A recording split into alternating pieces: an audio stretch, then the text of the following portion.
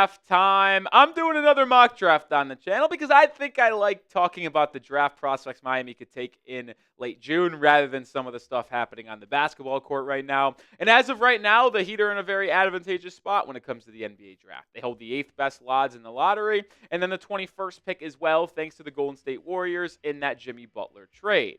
And I will say before we start this mock draft, I like to sim the lottery and see what happens. The mock draft we did a couple weeks ago, when I simmed the lottery, no joke, they moved up from where I think they were at 8 or 11 at that time, or 10 or 11, excuse me, and they got up to 2. Today, no lottery movement, so we'll be making those selections from the 8th and the 21st spot. Before we get into that mock draft, though, make sure you follow me over on Instagram, or excuse me, Twitter, at Nick_Roloff is my handle. I talk about the Heat on a daily basis. Currently have 1,605 followers. I want to get to 1,700. Help your boy out. Follow me. I'm talking Heat basketball every day. All right, before I reveal who I selected, I think it's a good exercise to show you what happened prior. And I went on Fanspo and did their mock draft simulator, which combines some of their projections as well as other projections. And this is how the draft went. Hornets took Flag, Harper to Pelicans, Yakachonis to the Utah, Edgecombe to Brooklyn, Trey Johnson to Washington, a little bit of a stunner where Agor Dement from BYU goes to the Sixers at 6, and then Kaman Malawach, the Duke center, goes to the Raptors at 7. So when I get to the board here at 8, these are my top 5 guys personally. Ace Bailey, Jeremiah Fears, Derek Queen from Maryland, Con Kneppel, the guard/forward from Duke, and then Liam McNeely, the forward from UConn. And well, folks, most of you saw the thumbnail, so you know I ultimately took Ace Bailey, the guard/forward from Rutgers. And listen, I have a lot of contrasting thoughts on Bailey. I think there is a lot of upside. I also think there's a lot of negatives what comes with Ace Bailey. But he is one of the most talented players in this draft. And despite what I think of him, there's just no way if you're the Miami Heat selecting at the 8th overall spot that you could pass on Bailey, who was a top 5 recruit out of high school. He's a true freshman. He played very well for himself personally this past season. Now, it did not translate to winning. Rutgers was one of the worst teams in the Big Ten. Some people might ask how that's possible with having both Ace Bailey and Dylan Harper on the team. I would answer poor coaching, no interior presence, and bad defense, which is what actually happened. But you see it. He's just a natural scorer of the basketball. And with his frame being 6'10" and his good athleticism, it makes him a very intriguing prospect. So let me know your thoughts. Would you draft Ace Bailey in the top 10 if you're the Miami Heat? Let me know your thoughts. Type Y for yes, type N for no. It's a pinned comment on today's show, so if you get hit with a YouTube ad break, scroll down, let it play, and answer the question.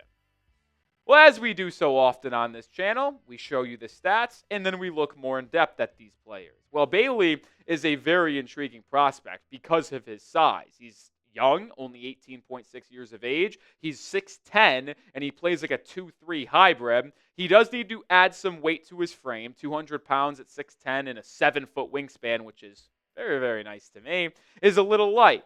And that's one of the many things that he would have to work on. But when you look at the Bailey scouting report, in my opinion, there's a lot of positives, there's a lot of negatives. We'll start with the good. He is a top 2 shot maker in this draft. And I'm not saying that hyperbolic. He is that good. The best 2 shot makers in this draft are Ace Bailey and Trey Johnson. They take ridiculously tough shots, and they make ridiculously tough shots. That's also the first negative on Ace Bailey. His shot diet is atrocious. Too many 18-foot step-back twos with a hand in his face. He just takes bad shots. But he's got a fantastic first step in the burst he shows. Drive by you. Is his handle perfect? No, he'd have to work on it. But sometimes when he gets you isolated in the middle of the floor and you can't help him to the baseline or force him into other help on the other side, he just beats you off the middle, man. And he's a good finisher at the rim. Couple of the negatives, though, don't think he's a good playmaker. He just playmakes for himself, but he doesn't drive with the intent of potentially setting up his teammates. And my question is, can he fit into an NBA role? Or is he only going to be one of those guys that works because he has the ball in his hands? Because hypothetically, if he was in Miami, yeah, he's talented, but it's still Hero and leading this usage rate. It's still Bam. How is Bailey going to fit into this team? But I mentioned how good of a finisher he is at the rim. I wanted to showcase this advanced shooting splits that I found courtesy of Synergy. because he converted 62.1% of his shots at the rim, which was very good, better than any guard that the Heat have currently on their team. He made 48% of his mid-range attempts outside of 17 feet, which is kind of ridiculous that that's even a stat, because why are you taking those shots? But he does. It ranked in the 83rd percentile nationally. The truth is, even though I have a lot of conflicting feelings on Ace Bailey, the good and the upside outweighs the negatives. And in an article, shout out to Jonathan Gavoni of ESPN, who did a scouting report breakdown on Ace Bailey and Dylan Harper, he had a couple executives in the NBA weigh in on Ace Bailey. They were critical about how he could fit in the NBA, what he has to work on. But there was also one executive that says, regardless of Cooper Flagg, this guy might have the highest ceiling in this draft class. And I don't know if I would put it above Cooper Flagg's, but I would probably have it number 2. I think Dylan Harper is the second best player in the class without a question. But if all of these players panned out at their absolute highest extent possible, I would probably have Ace Bailey as my number 2 guy. Because when you combine the speed, the athleticism, the verticality, the length, and the shot making, if he figures it out up here and gets stronger, man, he is going to be a dangerous player in the NBA, and I would love to see him potentially develop in the 305.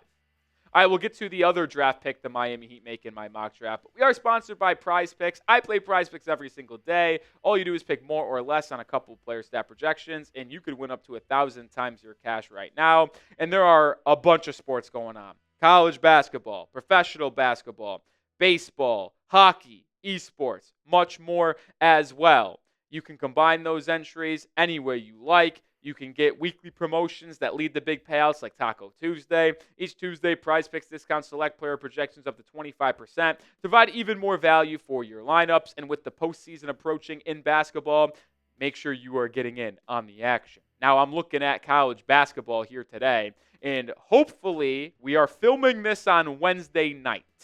These picks are still alive. I got a couple on Thursday, a couple on Friday in the Sweet 16. More than Cooper Flagg, half a point. I feel like that one definitely worked out for me. But Chris Youngblood, more than 9.5 points. Hopefully that worked out. And I'm working with Emmanuel Sharp and Janai Broom, more than 1.5 3-pointers and less than 31 points, rebounds, assists on tonight's action. Get started with PrizePicks today. Download the app. Use code CLNS to get $50 instantly after you play your first $5 lineup. One more time, download the app today. Use code CLNS to get $50 instantly after you play your first $5 lineup. PrizePicks. Run your game.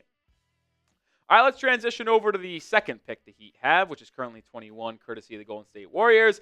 I'm going with a personal favorite, the guard/forward out of Colorado State, Nique Clifford. And I said it's one of my favorites is because I am obsessed with Nique Clifford. He is my number 1 guy at 21. We've talked a lot about Rasheer Fleming from St. Joseph's. I was telling my boy Smitty, who hosts the Warriors channel, that without a question right now, if I had to turn in a card for the 21st pick in the draft, if it's one of Rasheer Fleming or Nique Clifford, I'm doing the truffle shuffle live on the Heat Report during the NFL or NBA draft because this guy's an absolute stud, and I don't see many holes in his game. You might ask, well, why is he going so late then? I'll explain a little bit in just a second.